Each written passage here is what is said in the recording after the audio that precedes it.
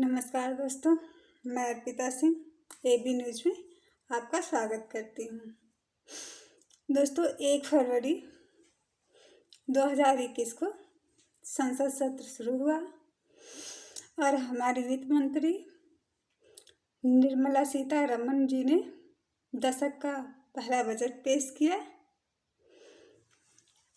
मतलब जैसा कि नियम है, पहले राष्ट्रपति का अभिभाषण हुआ यानी महामहिम का। उन्होंने भी बजट के लिए काफ़ी प्रशंसा की और काफ़ी उनके तारीफ में कसीदे भी पढ़े। उन्होंने कृषि कानून के बारे में भी कहा कि आने वाले भविष्य में से किसानों को बहुत लाभ होने वाला है। मतलब उनकी भी रणनीति वही थी जो कि बीजेपी की है, क्योंकि बीजेपी कभी भी वर्तमान परिस्थितियों पर ध्यान ना देके वो हमेशा भविष्य को ही ध्यान में रखकर अपनी कार्य प्रणाली चलाती है। इसी दौरान संसद भवन में हल्ला गुल्ला भी हुआ। राहुल गांधी जी किसान मामले में कुछ ज़्यादा ही भावुक हो गए। वो संसद भवन के सामने महात्मा गांधी जी की मूर्ति के पास धरना लगा के बैठ गए कि सरकार क्यों नहीं जा रही है किसानों से मिलने, अलग अलग क्यों मिल रही है, इकट्ठे क्यों नहीं मिल रही है। फिर उन्हें शायद याद आया हमारे दिवंगत राष्ट्रपति जी प्रणब मुखर्जी, जिनका हाल ही में बुक आया था द प्रेसिडेंशियल ईयर्स 2012 to 2017, जिसमें उन्होंने लिखा था कि मतलब संसद में जब हंगामा होता है और संसद बंद करने की स्थिति आती है तो उसमें विपक्ष का ही ज़्यादा घाटा होता है, क्योंकि सवाल पूछने का अधिकार विपक्ष को ही है। तो उनसे उन्होंने कुछ सीख ली और उसके बाद जो भी हुआ, बजट पेश किया गया तो विपक्ष की तरफ से सवाल भी पूछे गए। हम मतलब पूरे बजट पे विस्तृत चर्चा कल के वीडियो में करेंगे। बस आज एक सरसरी सी निगाह डाल लेते हैं कि क्या हुआ बजट में, क्या क्या मिला। हमारे महामहिम के भाषण के बाद निर्मला सीतारमण जी ने अपना बजट पेश करने से पहले कहा कि बजट आपदा में अवसर ढूंढने वाला है। बजट को इस फोकस के साथ तैयार किया गया है कि यह अर्थव्यवस्था में सुधार के लिए उठाए जा रहे कदमों को सहारा दे। बजट के 6 स्तंभ हैं: स्वास्थ्य और कल्याण, भौतिक व वित्तीय पूंजी व अवसंरचना, आकांक्षी भारत के लिए समावेशी विकास, मानव पूंजी में नवजीवन का संचार, नव प्रवर्तन, अनुसंधान एवं विकास, न्यूनतम सरकार, अधिकतम शासन। हमारे देश के प्रधानमंत्री जी यानी कि हमारे देश के प्रधान सेवक ने भी बयान दिया, मतलब बजट के बारे में कहा कि ये आत्मनिर्भर भारत का विजन है। बजट से देश का आत्मविश्वास बढ़ेगा। कोरोना संक्रमण काल में यह बजट आत्मनिर्भर भारत का विजन है। इस विजन से कोरोना से लड़ने में मदद मिलेगी। अब कितनी मिलेगी ये तो आने वाला समय बताएगा। जानिए कि क्या चीज़ें महंगी हुई और क्या सस्ती। आयातित कपड़े, मोबाइल फ़ोन चार्जर व अडाप्टर, एलईडी लाइट, शराब, ऑटो पार्ट्स, कपास, कच्चा रेशम, झींगे व मछलियों का चारा, चावल का तेल, निकला भूसा, पॉलीकार्बोनेट, जूते, तैयार चमड़ा, रत्न व पॉलिश किए गए पत्थर, धातु के नट बोल्ट, इलेक्ट्रिक उपकरण, एसी फ्रिज का विशेष insulated wire, solar lamp, inverter, ये चीज़ें महंगी हुई हैं। और मेटल ज़्यादा सस्ता हुआ है। सोना, चांदी, प्लेटिनम, स्टील के बर्तन, नायलॉन, चिप्स, गैर मिश्रित स्टील के उत्पाद, पॉलिस्टर के कपड़े, ड्राई क्लीनिंग उत्पाद, पेंट उत्पाद, तांबे का सामान, कृषि उपकरण, प्लेटिनम, रक्षा मंत्रालय द्वारा बनाए जा रहे वायुयानों के पार्ट्स व इंजन, मूल्यवान धातुओं व लोहे और स्टील का स्क्रैप, इनमें मतलब ये सस्ते हुए हैं।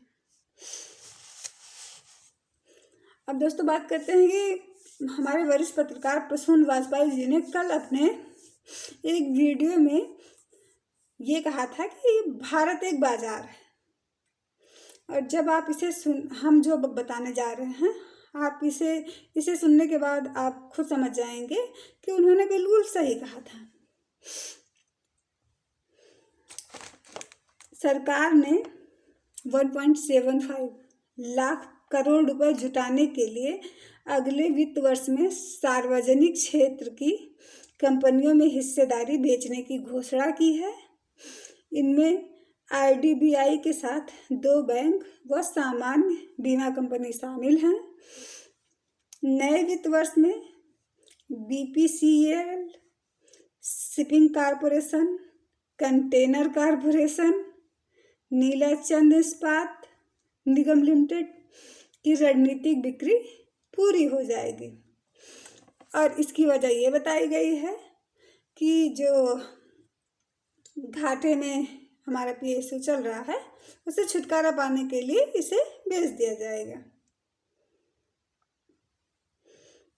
इसके अलावा बजट का एक खास पहलू यह भी है कि LAC पर लगातार तनाव के बीच चीन से आयात होने वाले सभी सामानों पर बेसिक कस्टम ड्यूटी में दी गई रियायत वापस ले ली गई है। अब जानिए आपको क्या मिला। आयकर दाता, उन्होंने ना कुछ खोया और ना ही कुछ पाया। रिटर्न भरना हुआ आसान, सस्ते घर पर 1.5 लाख रुपए की कर राहत 1 वर्ष के लिए बढ़ाई गई। 75 साल से अधिक आयु के उन बुजुर्गों को रिटर्न भरने से छूट दी गई है जिनकी आय पेंशन और जमा से है। व्यवसायी वर्ग के लिए है स्टार्टअप अवकाश 1 साल बढ़ा। डिजिटल भुगतान पर टैक्स ऑडिट की लिमिट बढ़ाकर 10 करोड़ रुपए। विशेष परिस्थितियों को छोड़कर 3 वर्ष से पुराने आयकर केस नहीं खुलेंगे। 7 टेक्सटाइल पार्क, आयातित वस्तुओं पर कस्टम ड्यूटी बढ़ाई। उपभोक्ता के लिए कस्टम ड्यूटी बढ़ने से चीज़ें होंगी महंगी। घर में काम करने की नीति पर आयकर में कोई राहत नहीं। घटाएं वेतन और निजी नौकरी सुरक्षित करने के लिए कोई प्रावधान नहीं। उज्ज्वला योजना में 1 करोड़ और लोगों को लाभ। बजट का जो विशेष पेज है वो है पर्सनल फाइनेंस, आयकर, सेहत, कोरोना, MSME, स्टार्टअप, युवा, खेती किसानी, परिवहन, रक्षा, आंतरिक सुरक्षा, विनिवेश, सेहत, प्रवाह। अब आते हैं हम कि जैसा कि हमने आपसे पहले ही कहा कि हमारे दिवंगत राष्ट्रपति प्रणब मुखर्जी जी के राह पे, मतलब उनके बताए मार्ग पे हमारे विपक्षी दल चल रहे हैं, और उन्होंने अपनी जिम्मेदारी भी पूरी करी। फिर बाद में संसद भवन में जब ये रखा गया बिल, मतलब ये बजट रखा गया, तो कई सवाल जवाब भी हुए। अमित शाह जी ने तो कहा कि आत्मनिर्भर भारत का मार्गदर्शक बजट है और ये सभी के लिए कुछ ना कुछ है। नड्डा जी ने कहा कि भाजपा अध्यक्ष JP नड्डा जो हैं, उन्होंने कहा कि सर्वसमावेशी बजट अर्थव्यवस्था को मजबूत करेगा और किसानों को आय दुगनी करेगा। इन सब पे हम कल चर्चा विस्तृत रूप में करेंगे। इधर विपक्ष ने पूछा, कांग्रेस नेता और पूर्व वित्त मंत्री P चिदंबरम, जो कि वित्त विभाग के जाने माने हस्तियों में से हैं और वो हमारे वित्त मंत्री भी रह चुके हैं, उन्होंने बजट 2021 को धोखेबाज बजट ठहराया है। उनका कहना है कि बजट में सभी वर्गों और क्षेत्रों के साथ धोखा हुआ। बजट में दिए गए आंकड़ों में भी कुछ जगहों पर विरोधाभासी है। कांग्रेस ने विनिवेश पर तंज कसते हुए कहा कि बेच खाएंगे सब कुछ और छोड़ेंगे नहीं अब कुछ। चिदम्बरम ने कहा कि सरकार ने रक्षा बजट में 1 रुपये की बढ़ोतरी नहीं की, ऐसे समय में वो भी जब चीन हमारे जमीन पर कब्जा कर रखा है। सरकार की प्राथमिकता और उसकी खामी का अंदाजा लगाया जा सकता है। उसने चर्चा तक नहीं की। ऐसे समय जब देश का किसान सड़कों पर है, दिल्ली में ट्रैक्टर रैली निकल रही हो, महत्वपूर्ण कृषि क्षेत्र के बजट में 6% की कटौती हुई है। सरकार ने पीएम सम्मान निधि की राशि में 13% की कटौती कर दी है। खेती के साथ भी धोखा हुआ है। चिदम्बरम ने कहा कि बजट ने लघु और छोटे उद्योगों को बड़ा झटका दिया है। मार्केट इंटरवेंशन स्कीम के 2000 करोड़ से घटाकर 15,700 करोड़ की घोषणा की है। चुटकी लेते हुए उन्होंने ये भी कहा कि वैसा ही जैसे एक भूखे हाथी की पेट की आग बुझाने के लिए उससे एक मुट्ठी घास दे दी जाए। बैंकिंग सेक्टर को प्रमुख बताते हुए चिदम्बरम ने कहा कि सभी सरकारी बैंक जो देश के गरीबों की राहत का आधार हैं, उन्हें तालाबंदी की एक और कोशिश की ओर अग्रसर किया जा रहा है। नौकरी पेशा और मध्यम वर्ग के लिए एक बड़ा धोखा है। बजट में इस क्षेत्र के लिए जो भी प्रावधान है वो केवल चंद अमीरों की मदद के लिए। कांग्रेस नेता शशि थरूर ने कहा, भाजपा सरकार मुझे उस गैराज मैकेनिक की याद दिलाती है जो अपने कस्टमर को कहता है कि मैं ब्रेक ठीक नहीं कर सकता, इसलिए मैंने हार्न ही तेज कर दिया है। उधर पश्चिम बंगाल के वर्तमान सीएम ममता बनर्जी का कहना है कि बजट पूरी तरह से किसान और गरीब विरोधी है। अशोक गहलोत जी का कहना है, जो कि राजस्थान के मुख्यमंत्री हैं, यह बजट केंद्रीय नहीं चुनावी बजट है। और हमारे यहाँ के बाबा जी का तो हमने आपको पहले भी बता चुके हैं कि वो लोग हर क्षेत्र में अपना वर्चस्व चाहते हैं। कोई हीरो बन रहे हैं, कोई अभिनेता बन रहे हैं, कोई कुछ बन रहे हैं, कोई नेता बन रहे हैं, कोई व्यवसायी बन रहे हैं। तो उसमें जो रामदेव जी व्यवसायी बन गए हैं, उन्होंने बताया कि कोई इससे बेहतर बजट बना दे तो मैं उस पर सब कुछ लुटा दूंगा। तो बाबा रामदेव जी, आप सब कुछ आपका थोड़े है, वो तो हमारी जनता का है।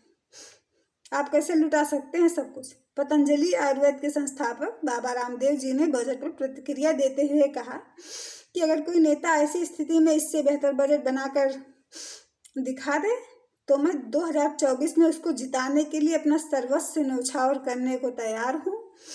सरकार नीतियाँ बना सकती है। यदि किसानों को अपनी आमदनी बढ़ानी है तो उसको डेयरी उद्योग को बढ़ाना होगा। ऐसे में डेयरी उद्योग के लिए इंफ्रास्ट्रक्चर चाहिए, माहौल चाहिए, जो सहयोग चाहिए वो सरकार ने पूरा उपलब्ध कराया हुआ है। ऐसे में किसान को अपने घर में 2-4 गाय, भैंस, बकरियां वो पाल सके, उन्हें ऐसा करना चाहिए। फिलहाल बाबा रामदेव जी ने जब ये डेयरी की बात कर ही ली है तो हमें एक बात याद आई कि वहाँ पे हरिद्वार में एक IAS ऑफिसर की पोस्टिंग हुई थी। तो उन्होंने बाबा रामदेव जी के पूरे काले चिट्ठे को एकदम साफ समीकरण बना दिया था कि ये जितना निर्यात करते हैं, मतलब जितना ये प्रोवाइड करते हैं दूध का सामान, उतना तो यहाँ इनके यहाँ दूध होता ही नहीं है। तो ये सामान इतना बनाते कहाँ से हैं। सिर्फ इस बात के लिए उन IAS ऑफिसर का ट्रांसफ़र हो गया था। हाँ, कुछ बातें ऐसे भी हुई जो कि हमें नहीं पता थी। जब राहुल गांधी जी मतलब थोड़ा कुछ ज़्यादा ही भावुक हो गए वो किसानों के लिए, और वो जाने लगे, वो गांधी जी के, हमने बताया ना कि वहाँ मूर्ति के सामने बैठे थे, उसी टाइम फिर विपक्षियों ने आरोप लगाया कि कांग्रेस के ये विपक्षी मतलब सत्तारूढ़ पार्टी जो है बीजेपी, उन्होंने आरोप लगाया विपक्षी दलों पे कि ये लोग महामहिम की गरिमा को ठेस पहुंचा रहे हैं। मतलब हम लोग भी विपक्ष में रहे हैं, कभी भी इनके राष्ट्रपति जब मतलब अपना अभिभाषण दे रहे होते हैं, हम कभी भी वहाँ से उठते नहीं थे या उन्हें गिराने का भी प्रयास किया गया, धक्का मुक्की भी की गई। तो दोस्तों हम ये कहना चाह रहे हैं, हमारे कहने का ये मतलब है कि आज तक हम सिर्फ ये जानते थे कि जो राष्ट्रपति होते हैं वो हमारे देश के प्रमुख होते हैं, वो सबके होते हैं, किसी एक सत्तारूढ़ पार्टी के नहीं। बट आज बीजेपी ने हमें ये ज्ञान भी दे दिया। बाकी इस बजट पे चर्चा हम कल पूरी तरीके से करेंगे। अगर आपको हमारा वीडियो पसंद आया तो आप प्लीज़ इसे लाइक और शेयर करिए और सब्सक्राइब भी करिए। जय हिंद, जय भारत।